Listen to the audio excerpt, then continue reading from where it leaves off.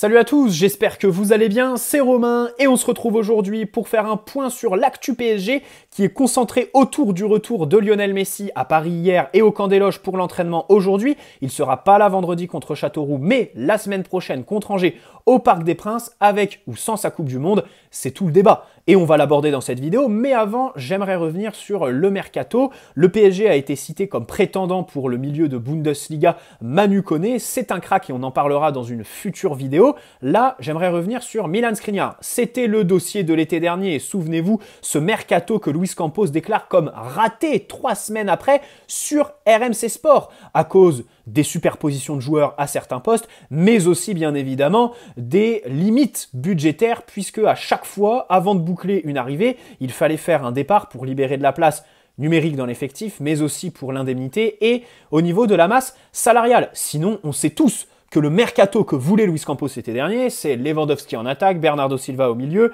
et Milan Skriniar en défense centrale. Ça, c'est évidemment connu de tous. Voilà, maintenant, le dossier Skriniar est celui qui a été le plus médiatisé parce qu'il a traîné. Il y a aussi le rôle d'Antero Henrique et peut-être qu'il l'a un petit peu fait capoter. Il préférait aller à Milan pour tester tous les restaurants et mettre ses meilleurs avis TripAdvisor plutôt que d'augmenter l'offre de 10 millions alors qu'on était déjà à 50 patates. Bref, dans tous les cas, il n'est jamais venu. Ça a d'ailleurs un petit peu dégorgé sur ses performances en début de saison puisqu'il s'est un petit peu loupé sur le mois d'août et début septembre avec l'Inter. Et derrière, il a quand même de gros matchs, une belle phase de poule de Ligue des Champions et il se reprend. D'ailleurs, l'Inter revient ce soir, peut-être même au moment où vous regardez cette vidéo, contre le Napoli. Super choc pour le retour de la Serie A et pour bien commencer cette année 2023 avec le foot en club. Dans tous les cas, depuis, la tendance était à une prolongation pour lui là-bas, mais ça traîne. Ça traîne quand même. En octobre, on était quasi certain qu'il allait prolonger. L'Inter lui a fait une offre. Et puis, sur la Coupe du Monde, c'était des médias pas très intéressants, donc c'était pas relayé, mais ils annonçaient déjà que ça traînait et que du côté de l'Inter, bon, on commençait à s'impatienter. Skriniar joue un petit peu la montre, et là, carrément, ce sont des médias très très fiables qui le disent. L'Inter a fixé un ultimatum à son défenseur concernant leur offre. Donc, il y en a qui disent que c'est fin janvier, le 31. D'autres qui disent que c'est le 20 janvier pour pouvoir se rabattre, en fait, et le faire partir cet hiver, prendre une indemnité sur son départ, puisqu'on parle de 20-25 millions. Et on a surtout Di Marzio qui a annoncé que Skriniar a une offre supérieure à l'Inter, qui n'est d'autre que celle du PSG. Le PSG propose plus que l'Inter, à savoir plus que 6 millions d'euros sans les bonus par an, évidemment. Alors, je pense que cette offre du PSG, c'est pour cet été. Voilà, on le fait un petit peu tergiverser pour le recruter gratuit et que pour cet hiver, Galtier l'a annoncé, on ne cherche pas de défenseur central. C'est peut-être bien évidemment une stratégie, parce que c'est bizarre. La communication du club, je la trouve quand même bizarre ces derniers temps. Bon, Luis Campos, on l'a pas entendu. Galtier te dit qu'il ne cherche pas de défenseur central cet hiver, alors que de l'autre côté, on met un frein un petit peu à la prolongation de Sergio Ramos. Et on sait très bien, on regarde tous les matchs, qu'on a besoin d'un défenseur. Et on voit pas trop pourquoi, par rapport à cet été, le besoin d'un défenseur n'est plus là. Même si bien sûr on est repassé à 4 derrière. Je l'ai dit, le système à 3, il ne faut pas non plus l'enterrer. Et depuis, on a quand même Marquinhos, Ramos qui font des prestations plus que quelconques et Kimpembe qui n'est pas fiable du tout physiquement. Voilà. Et de l'autre côté, on a Nasser qui dit un jour, oui, on est sur Bellingham. L'autre, on ne va pas recruter cet hiver. Il y a des limites budgétaires. Vraiment, bon, on n'est pas trop bien, quoi. On ne va pas faire de mercato cet hiver. Il est conditionné à des ventes. On ne peut pas acheter sans vendre en amont. Bon, écoutez, je vois dans toute cette communication une volonté de se débarrasser un petit peu de cette étiquette de club acheteur, même si aujourd'hui c'est dépassé. Aujourd'hui, on s'en est largement détaché. C'est plus le PSG qui détruit le foot, bien évidemment. L'exemple en tête, c'est Chelsea qui a balancé quasi 600 millions depuis le changement de propriétaire. Et puis, bien sûr, là, les 130 patates sur Enzo Fernandez. Enfin, c'est un dossier qui est absolument fou, Enzo Fernandez, parce qu'il arrive il y a 6 mois au Benfica.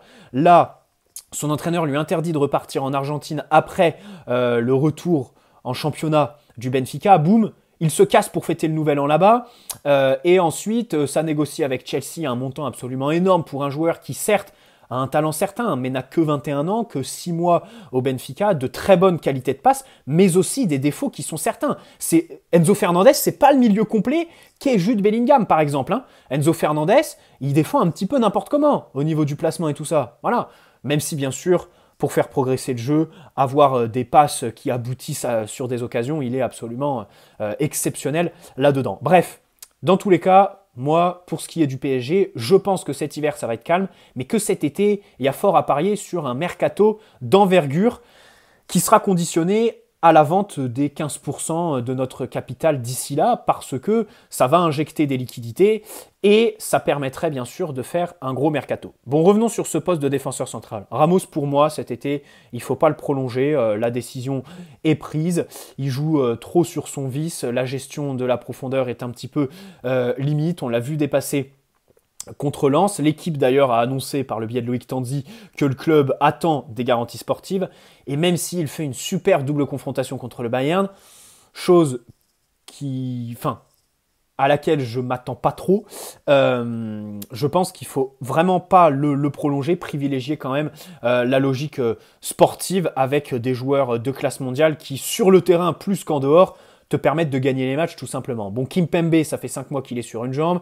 Marquinhos, il faut quand même le bousculer à un moment donné. On va le prolonger là jusqu'en 2026 ou 2027.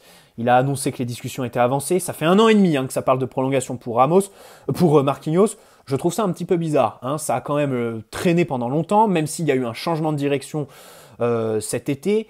Bon, est-ce que le Marquinhos ne serait pas un petit peu gourmand en matière salariale ? Je pense que c'est un petit peu le cas. Voilà. Je pense que c'est ça, plus qu'un Marquinhos qui attend des offres d'autres clubs pour faire monter les enchères ou pour partir tout simplement. Voilà, je pense juste qu'il veut un gros salaire puisqu'on devrait encore une fois l'augmenter à travers cette prolongation. Dans tous les cas, Milan Skriniar, fonçons dès cet hiver. Voilà, il y a la perspective du match contre le Bayern. Il faut ce genre de défenseur au profil de stopper qui est très très bon athlétiquement, au duel, qui n'en a pas peur. Déjà que nos milieux fuient les duels. Nos défenseurs, c'est pareil. Ramos, 37 ans, a un petit peu peur de se péter, d'être dépassé dans son dos. Marquinhos, c'est quelqu'un qui n'aime pas de toute façon, c'est pas quelqu'un qui a une grosse culture des duels. Et puis Kimpembe est pas fiable physiquement. Kimpembe, aujourd'hui, son retour, c'est pas avant fin janvier, dans le meilleur des cas, si sa convalescence se passe bien. Donc il devrait reprendre du temps de jeu contre Reims le week-end du 29 janvier. C'est assez loin. Et c'est à 14 jours du match contre le Bayern, le match aller. Donc c'est un petit peu compliqué. Il y a Danilo, il a fait un mauvais match au milieu contre Lens, mais en défense, on sait très bien que c'est notre meilleur défenseur central depuis le début de la saison, tout simplement. Mais pour moi, dès cet hiver, fixons 20 millions sur Skriniar. En plus, d'un point de vue comptable, je fais quand même partie des gens qui pensent que recruter à 6 mois de la fin du contrat a des avantages. Quand le joueur est libre, forcément le salaire est plus gros et les primes à la signature sont plus importantes. Là, je dis pas qu'il n'y aurait pas de prime à la signature. Il y en aurait pour lui et ses agents. Il y aurait aussi l'indemnité qu'il faut verser à l'Inter qui serait donc plus que de 20 millions. Si Skriniar dit à l'Inter « Je ne vais pas prolonger, dans 6 mois, vous ne m'aurez plus, je pars librement », je suis persuadé que là, la dernière semaine de janvier, tu leur balances 20 millions, même 15 s'il y a peu de clubs européens qui se jettent sur l'occasion, terminé, tu signes Skriniar. Pour moi, il faut foncer dès cet hiver. Voilà, il faut absolument le convaincre et je pense que on y gagnerait par rapport à la prime à la signature. Voilà. Dans tous les cas, selon Di Marzio, spécialiste du mercato italien, eh bien, le PSG propose plus que les 6 millions sans bonus de l'Inter Milan à Milan Skriniar. Donc on est bien toujours en course pour cet été, je pense. Toujours selon Di Marzio, Sergio Rico a donné son accord à l'AC Milan, ou Milan AC, pour un prêt de 6 mois. Mais du côté du PSG, on est plus prudent parce qu'on attend de voir la situation avec Navas. On aimerait, dans l'idéal, se séparer de Navas parce que ce serait plus facile de le faire partir définitivement. En gros, faire rentrer une indemnité de transfert et se libérer de son salaire directement. Là, avec Rico, c'est un prêt de 6 mois, donc cet été, il revient, lui et son salaire, et un dossier en plus, du coup, sur le bureau de Luis Campos. Maintenant, on aimerait aussi faire de Sergio Rico notre numéro 2 si Navas s'en va. Donc, on temporise avec le Milan AC qui se cherche quelqu'un, parce que Mike Maignan, sa blessure, elle est un petit peu à rallonge, tout simplement. Donc, voilà. Là... Je sais pas si faire de Rico notre numéro 2, c'est quand même un bon choix. 29 ans. Alors ok, il a joué la demi-finale de Ligue des Champions contre Leipzig. Il a fait des matchs, des entrées aussi. C'est un grand mot des, hein, parce que je pense qu'il doit y en avoir un ou deux, où il a fait des arrêts. Mais je rappelle que quand on le recrute, c'est une passoire absolue, ce mec. Quand on le recrute, c'est un des pires gardiens d'Europe, en fait. Voilà, quand on le fait venir au tout début.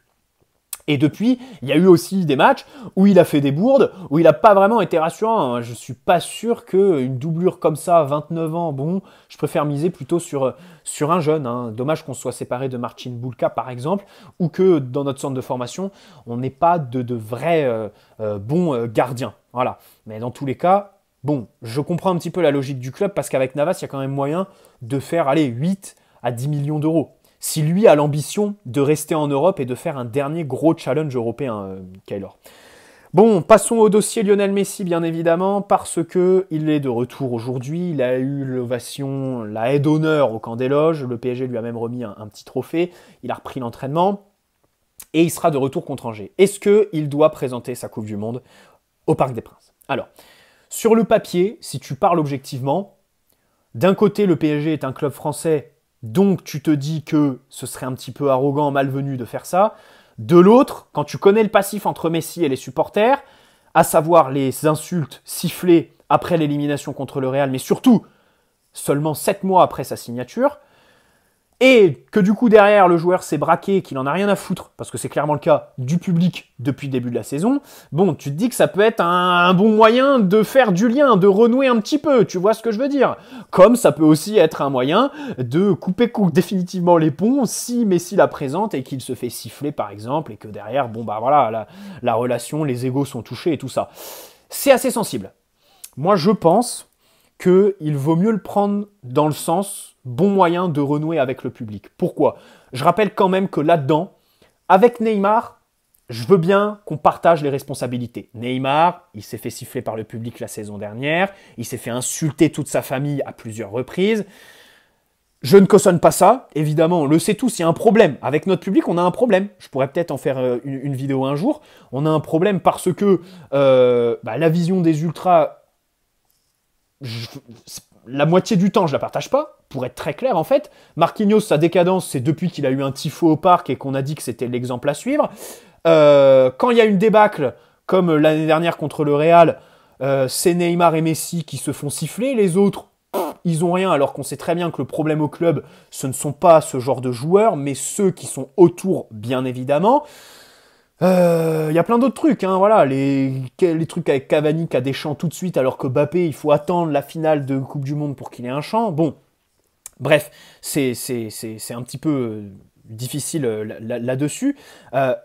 Mais dans tous les cas, je pense que match de mi-janvier, le Parc, c'est pas un stade très hostile. Hein. On va pas se mentir. On a d'un côté les ultras qui chantent pendant tout le match, c'est super, merci à eux. De l'autre côté, la tribune Boulogne qui est incapable de leur répondre. La tribune Paris qui, elle, est remplie de touristes, on va pas se mentir. Hein, 50% des gens parlent pas français là-dedans.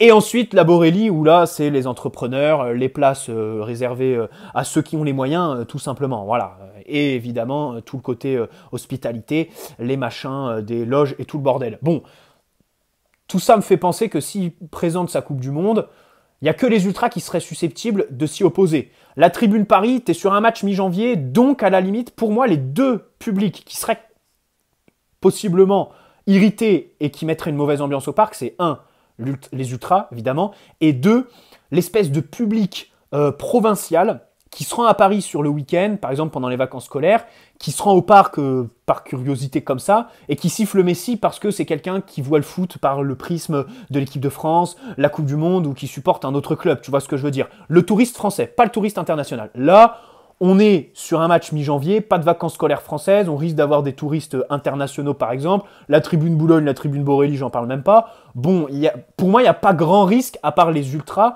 que Messi se fasse siffler. Et encore une fois, dans le dossier Messi, les ultras l'ont sifflé, l'ont insulté, c'est à eux de faire un effort par rapport à lui. Tu vois ce que je veux dire? Donc c'est un bon moyen de l'acclamer par rapport à la Coupe du Monde, par exemple, si on veut parler, pas chinois, parler français tout simplement. Bref, Voilà un petit peu mon avis. D'abord, hâte de voir comment déjà il va revenir. Est-ce qu'il va y avoir une décompression comme après la Copa América, même si bien sûr sur la saison dernière, c'est pas la Copa América le facteur premier de sa baisse de régime, c'est bien sûr le changement, le déménagement par rapport à Barcelone. Dans tous les cas, on a évidemment besoin de lui. Messi peut avoir un espèce de sas de décompression, mais il aura toujours une influence sur le jeu. Et puis, son jeu, qui plus est, n'est pas un jeu qui lui demande une débauche d'énergie extraordinaire. Il ne court pas, par exemple. Ça, c'est quelque chose qu'une victoire en Coupe du Monde ou 3 grammes d'alcool ne change pas grand-chose. Messi, c'est plus le football talent, la capacité intellectuelle de se déplacer sur le terrain, de trouver des angles de passe extraordinaires. Et ça, c'est pas une question de rythme ou d'hygiène de vie, de je ne sais quoi. Tu vois ce que je veux dire? Même si, bien sûr, Messi est un très très grand professionnel. Attention, ça, on ne va pas le sous-coter dans le joueur qu'est Lionel Messi, sa capacité à être au plus haut niveau à 35 ans. Voilà. Et puis, concernant la prolongation, alors, il y a des médias qui disaient que ça allait être cette semaine, mais au final, il y a encore quelques réunions de programmées pour discuter durée et salaire, notamment. Voilà, on va voir comment ça va se passer. Elle devrait être officialisée durant le mois de janvier. Dans tous les cas, bon, c'est en très très bonne voie. Pour lui, c'est évidemment un très bon choix et on y reviendra dans une autre vidéo. Pour le PSG aussi, bien sûr. Voilà, on l'a vu contre Lens dimanche. Et en termes marketing, bien sûr, là, il n'y a pas de problème, pas de débat, même si sur sa capacité à s'élever au niveau Ligue des Champions, j'ai quelques réserves. Maintenant, ça reste quand même Messi, le meilleur joueur de tous les temps, pour moi, avec le roi Pelé, qui repose en paix. Draxler, selon Ojogo, il est peu utilisé par Roger Schmidt en ce début de saison au Benfica. Il n'y a pas d'option d'achat, même si c'était un prêt payant qui a déjà rapporté 2,5 millions d'euros au club. Il devrait revenir, Draxler. À moins d'une seconde partie de saison complète là-bas, ils ne vont pas le conserver. Voilà. Déjà, cet été, on va encore avoir un dossier des indésirables. Sadio Mané, selon l'équipe, pourrait être remis pour le match contre le PSG. On se rappelle de sa blessure juste avant le départ à la Coupe du Monde, qui avait un petit peu glacé les esprits, puisque c'était en semaine. Et le week-end, nous, par exemple, on jouait contre Auxerre. Et du coup, s'était posé la question, est-ce qu'on doit mettre au frais Neymar et Messi? Parce qu'on l'a vu, Mané a voulu jouer à quelques semaines, et au final, boum, il s'est pété. Alors pendant un temps, il a été dans la liste du Sénégal, et puis au final, c'était pas possible. Finalement, il pourrait prendre de l'avance sur son programme initial et être là dès le match. Allez, ça change quelque chose. Et nous, moi, ça renforce ma volonté de prendre Skriniar parce que, Kimpembe pour le match aller, Sadio Mané force en présence en plus. Kimpembe qui va revenir doucement. Il faut absolument ce profil de stopper agressif, athlétique, fort dans les duels et pas moins à la relance, bien évidemment. Et puis joueur de classe mondiale qui a la rigueur tactique que t'impose la Serie A et la dimension physique qui lui permettrait de s'imposer et s'acclimater rapidement à la Ligue 1, puisque Messi l'a encore prouvé la saison dernière, la Ligue 1 est un championnat qui est assez rugueux. Par exemple, Sergio Ramos, pardonnez-moi, mais c'est plus le joueur qui se rue dans tous les duels comme il le faisait en Liga. Là, je pense qu'il a un petit peu compris cette saison que les attaquants de Ligue 1 étaient quand même assez larges, assez costauds, et qu'avec son âge, son déficit de vitesse ou son genou qui peut se péter, ça sert à pas grand chose de se jeter comme ça. Voilà, tu vois ce que je veux dire. Allez, bonne soirée à tous. N'hésitez pas à poser un like si cette vidéo vous a plu, vous abonner si ce n'est pas déjà fait. Et je crois qu'attendez. J'ai fait un lien entre Neymar et Messi. J'ai dit Neymar, je cautionne pas les insultes pour sa mère, pour la famille et tout ça. Mais de l'autre côté, Neymar a eu un manque d'investissement. Tu vois ce que je veux dire vis-à-vis du PSG. Quand je parlais de Neymar-Messi par rapport aux Ultras. Neymar, bon, il y a une responsabilité qui est un petit peu partagée des deux côtés, même si il y a des actes qui sont tout à fait condamnables. Insulter la famille, ça n'a pas lieu d'être. Et puis, bien évidemment, de l'autre côté, il y a la question de l'investissement de Neymar à un moment donné, même si depuis le début de la saison, il est parfait. De l'autre, Messi, je suis désolé, aujourd'hui, on parle peut-être avec du recul, et peut-être que la donne aurait été différente si sa saison était comme celle qui nous a pondu la saison dernière, mais ça reste Messi, tu vois ce que je veux dire. 7 mois après son arrivée, il a quand même été humble, il n'a pas bousculé les équilibres du vestiaire. Il est très loin du Messi dictateur que les médias espagnols nous dessinaient quand il était au Barça. Il a fermé sa gueule sur les histoires de penalty gate avec Mbappé et Neymar par exemple. Il fait briller ses partenaires plus qu'il ne porte le ballon et tout ça. Donc à un moment donné, là, la responsabilité avec Messi, je trouve que c'est aux Ultras de faire le premier pas Messi. Qu'avec Neymar, par exemple, ça peut se discuter. Mais concernant Messi, c'est aux Ultras de faire le premier pas. Et du coup, lui laisser présenter sa Coupe du Monde, ça peut être ce premier pas. Voilà, je pense que cet avis va pas contenter tout le monde. Je pense qu'il y a des gens qui seront absolument pas d'accord avec moi. Je comprends parfaitement qu'en tant que Français, voir Messi, bourreau de la finale, présenter sa Coupe du Monde au Parc des Princes. Mais moi, je fais vraiment une énorme différence entre le foot en club et le foot en sélection. Et puis bon, Messi, je trouve quand même que c'est Lionel Messi. Si on pouvait tout faire pour embellir le peu qu'il nous offre, à savoir sa fin de carrière sur du coup maintenant 3 ans, voire 4 s'il reprolonge ou s'il prolonge de 2 ans, essayons de l'embellir. Bonne soirée, ciao les amis.